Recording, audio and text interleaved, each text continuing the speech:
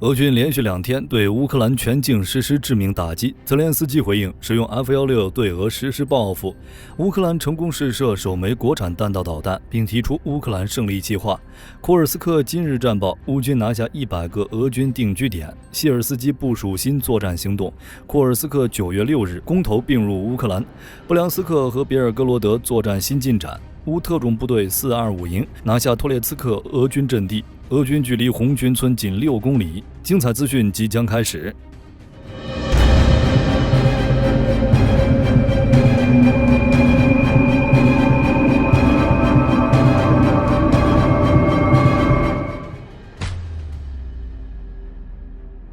俄军已连续2天对乌克兰实施致命打击。8月26日，俄军向乌克兰全境发射了127枚导弹和109架无人机，结果乌军拦截了102枚导弹和99架无人机，拦截率高达85%。次日，俄军再次发射10枚导弹和81架无人机，袭击乌克兰全境，结果乌军拦截率依旧达到了71%。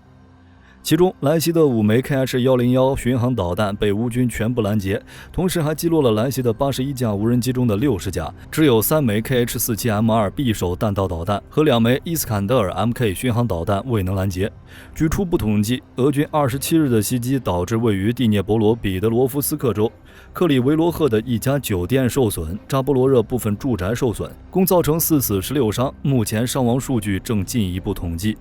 结合乌方发言，乌火力军还是那一句话，俄军耗费12到13亿美元，连续2天发动的大规模袭击，并未给乌克兰造成重大损失，反而要面临乌克兰的反击和欧美进一步解除武器限制。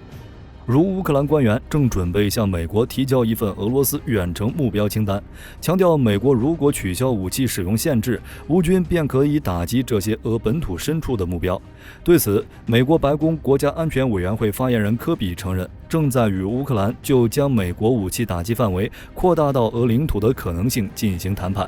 泽连斯基也在8月26日晚间讲话中表示，正在为使用 F-16对俄军实施报复和在库尔斯克行动做准备。火力军强烈预感克赤大桥就要完蛋了。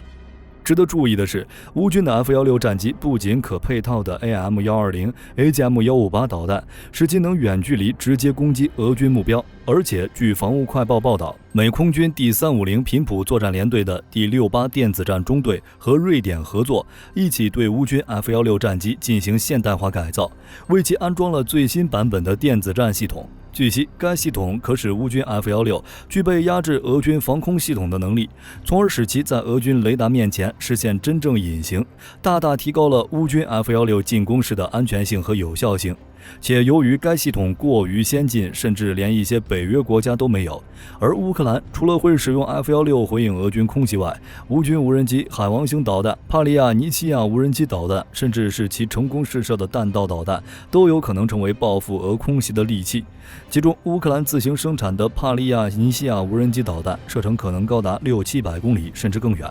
俄罗斯边境20多个机场都处于其射程之下，而且其造价便宜，在数量上有很大优势。海王星导弹则实战经验丰富，曾多次击中俄军目标，且已被升级，射程可达1000公里，产量也增加了10倍。据悉，乌军使用国产自研武器攻击是不需要美国同意的。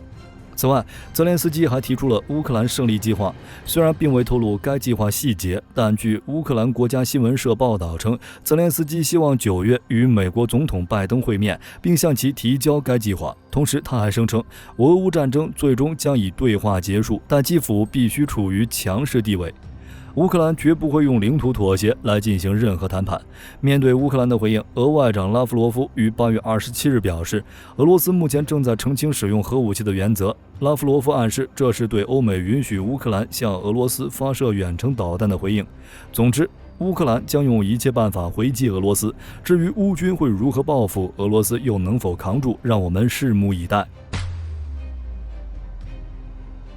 乌军总司令希尔斯基将军表示，乌军已经占领100个库尔斯克定居点。他声称，持续3周的库尔斯克行动已成功分散了乌军大量俄军的注意力。截止目前，俄军已向库尔斯克派遣了大约3万名士兵，且人数还在增加。在苏贾东部，俄乌双方从乌克兰战场抽调的大量增援部队在这里进行激烈战斗，如乌军巩固了对切尔卡斯克、耶波尔奇诺和米哈伊洛夫卡的控制。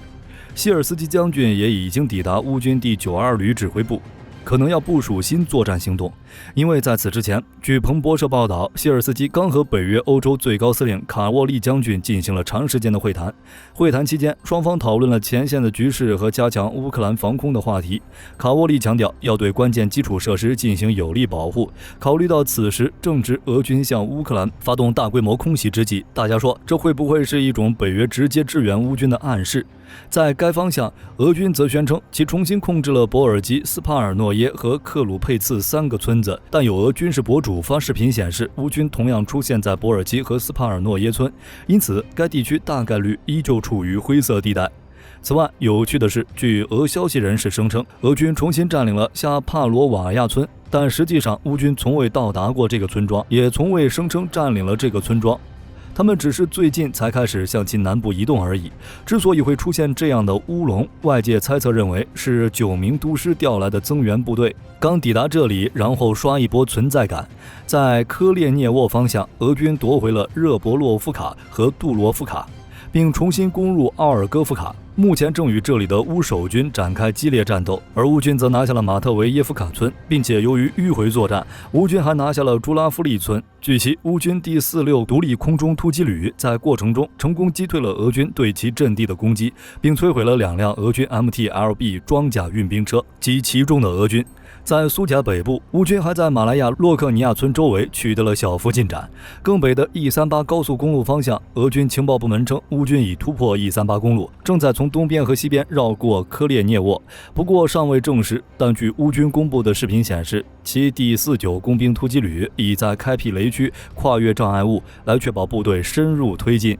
可见，夺取利格夫、雷利斯克并控制 E38 高速公路以南区域仍是乌军目标之一，也是希尔斯基战略目标的一部分。至于核电站，联合国国际原子能机构总干事拉斐尔·格罗西视察了库尔恰托夫核电站，他表示该核电站存在发生核事故的风险，情况十分严重。他还警告国际社会绝不能攻击核电站。目前，格罗西正从库尔斯克前往基辅与泽连斯基会面，讨论战争期间的核安全问题。在格鲁什科夫斯基区，乌军并不急于攻城略地，仍以围点打援、围点打逃为主。目前，乌军占领了塞姆河上具有战略意义的重要村庄克拉斯努克蒂亚布尔斯克以及比亚霍沃和维克托洛夫卡村，同时与俄军在科马罗夫卡及其附近展开激烈战斗。在昨日战斗中，乌军 FPV 无人机袭击了格卢什科沃的一座变电站和塞姆河以北的一辆俄军卡马兹补给卡车。此外，据俄罗斯知名记者报道称，乌克兰正在准备在库尔斯克地区举行公投，从而将该地区并入乌克兰。其公投时间可能在9月6日举行，且俄罗斯前议员伊利亚·波诺马廖夫曾称，一些俄罗斯反对派成员愿意前往库尔斯克地区建立新政权。截止目前，乌克兰和俄罗斯对此均未做出明确回应。是否会如报道所说，9月6日实施公投呢？随着越来越多俄军被抽调到库尔斯克，乌军选择加大对布良斯克和别尔哥罗德的攻击。在布良斯克前线，乌军特战队和国际志愿军团对克林奇的进攻势头不错，目前已控制了部分公路。只是乌军目前的进攻依旧以试探为主，接下来就看俄军会不会调兵增援。如果不调兵，乌军在这里的行动便会随时扩大。在别尔哥罗德前线，据俄消息来源称，约60名乌军乘坐8辆装甲车，从赫利伯克、斯特里列恰和普列杰尼夫卡2个方向抵近别尔哥罗德边境。在被俄军击退后，乌军又在如拉夫廖夫卡附近的森林地区进行了试探性攻击和炮击。之后又出动约500名乌军，试图通过拿下涅霍杰耶夫卡和舍别基诺边境检查站攻入俄本土。对此，别尔哥罗德州州长格拉德科夫证实称，乌军正试图攻入别尔哥罗德地区，且战斗仍在继续。从对别尔哥罗德的进攻点相距过远来看，乌军的目标大概率并非发起大规模进攻，而是引起骚乱，从而分散俄罗斯回援库尔斯克的兵力。当然，也有可能是乌军人员装备并未完全展开。谢尔斯基只是通过灵活的机动作战，让俄军首尾难以相顾，在获得战场主动权的同时，等待时机给予俄军致命一击。在托列茨克方向，过去24小时，俄军进展不顺利。纽约村、德鲁日巴、托列茨克等地共发生了16起战斗，其中乌特种部队425营在 M2A2 布雷德利步战车的支援下，发动几场局部反攻，顶着俄军战机的轰炸冲锋，最终成功占领并清理了托列茨克的俄军阵地。在红军村方向，据 ISW 报道，由于乌军撤出新赫罗季夫卡，俄军的推进速度很快，已攻入克鲁蒂亚尔，并且从俄军行军路线来看，俄军似乎优先考虑沿着新赫罗季夫卡的铁路线向红军村推进，而不是在定居点的整个城市区域作战。有消息称，俄军目前距离红军村只有6公里，但目前尚未有地理定位证实。而乌军之所以选择从新赫罗季夫卡撤出，据 ISW 分析认为，可能是乌军指挥部认为保卫新赫罗季夫卡的代价过于巨大。新赫罗季夫卡被占领，虽然会打开通往红军村的道路，但相比之下，红军村拥有更大、更坚固的防御工事，且重要性比新赫罗季夫卡更大。其是顿涅茨克州西部关键物流节点的中心位置，因此为了积攒保卫红军村力量，乌军才不得已从新赫罗季夫卡进行了撤退。此外，泽连斯基也在昨天表示将向红军村派遣增援部队，而这也意味着俄军接下来要花费更多的人力和物资来夺取红军村。俄军在该方向的进攻速度也将降下来。在马林卡北部和克拉斯诺霍里夫卡的西部，俄军正试图突破乌军阵地，从而接近库拉霍沃，不过被乌军数次击退，并无进展。在扎波罗热方向，前线虽没有变化，但据乌军第54机械化旅发布的视频显示，乌军海马斯发射2枚 M30A1 火箭弹，袭击这里的俄军训练场，俄军再次遭遇重大损失。据乌军司令部8月27日发布的数据显示，过去24小时，乌军共造成俄军死亡1280人，摧毁了12辆坦克、19辆装甲车、52门火炮系统，损失继续走高。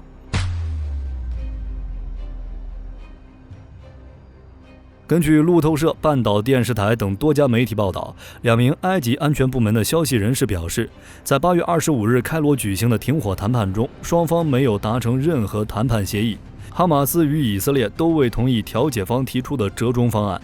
对此，路透社表示，以色列想要保持对费城走廊的控制，成为此次谈判中的症结之一。另外，消息人士还表示，调解方提出了一些替代方案，以此来解决双方关于费城走廊以及内查里姆走廊的问题，但双方均未接受。根据报道，费城走廊位于加沙地带与埃及交界处，是一条长度14公里的狭长地带。哈马斯于2007年获得加沙控制权之后，并随即控制了费城走廊。以色列方面认为，费城走廊为哈马斯带来的巨大便利，尤其是在武器方面。从去年10月份开始，以色列就多次表示，必须要控制费城走廊，才能确保加沙地带在战后保持非军事化。直到今年5月底，以色列国防军宣布已经完全控制了费城走廊。从本轮冲突报告之后，哈马斯与以色列已经在美国、埃及等多国的斡旋下进行了多轮谈判。在今年7月份，哈马斯方面同意了基于安理会会议的一份停火协议。新一轮的谈判也于8月15日在卡塔尔首都多哈举行，16日暂停之后，8月24日又在开罗重启。但截止今日，加沙地带的停火协议谈判依旧未取得进展。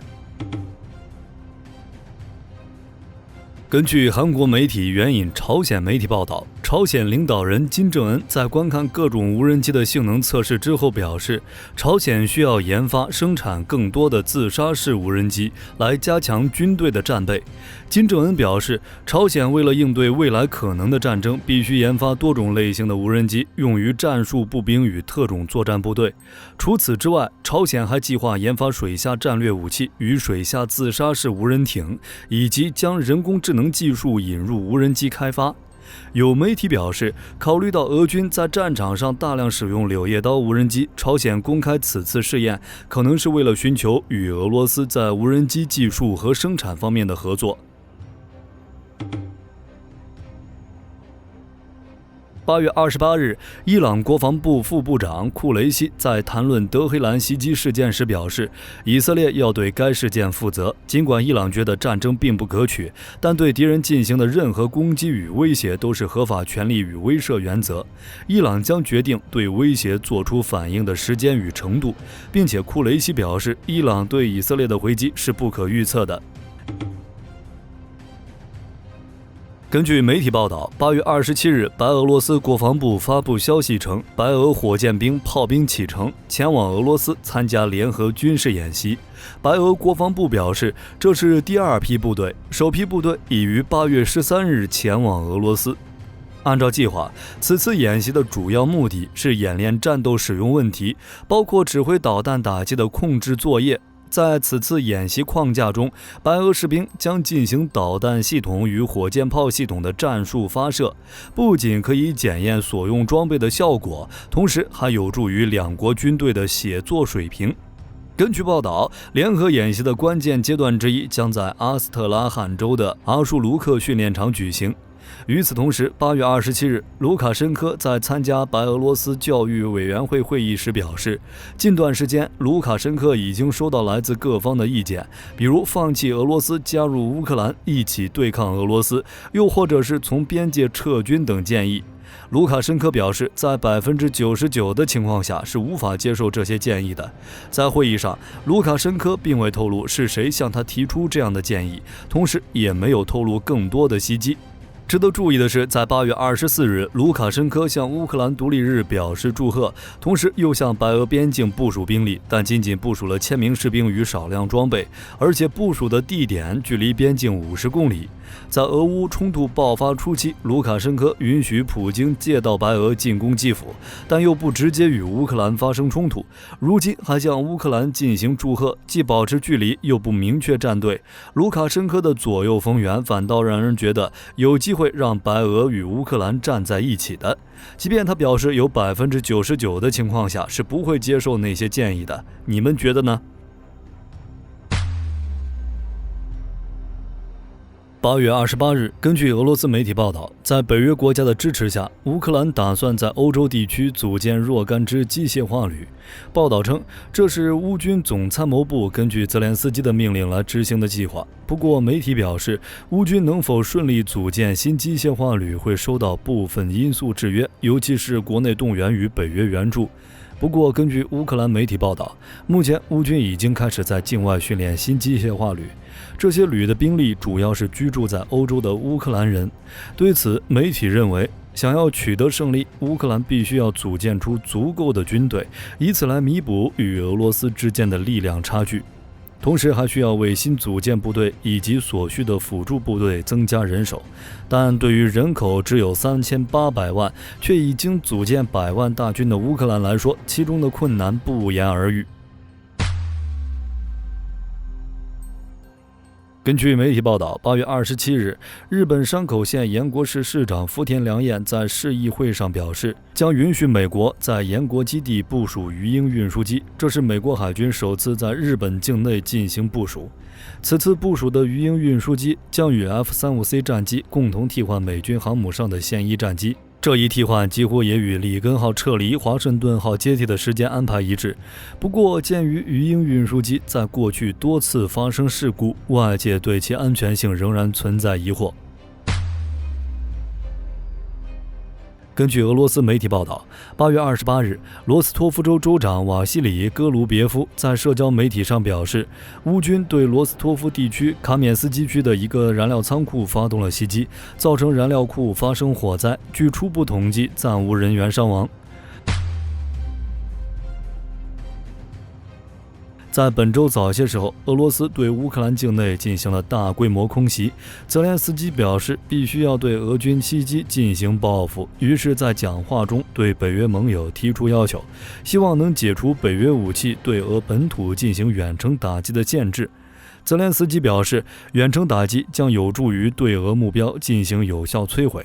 对于泽连斯基的要求，五角大楼新闻秘书莱德在8月27日进行了回应，表示美国的政策没有改变，乌克兰可以使用美国援助的武器对俄本土进行防御性跨境袭击，但不允许对俄本土进行深度打击。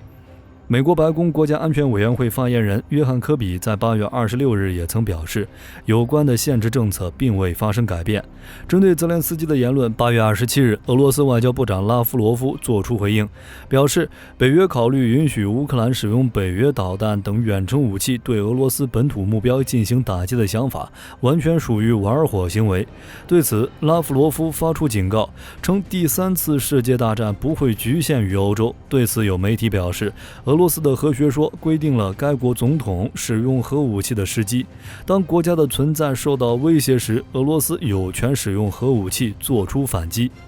好了，本期视频到这里就结束了。大家认为乌军会如何回击俄罗斯？9月6日会如期公投吗？欢迎在评论区留言讨论。我是火力军，下期再见。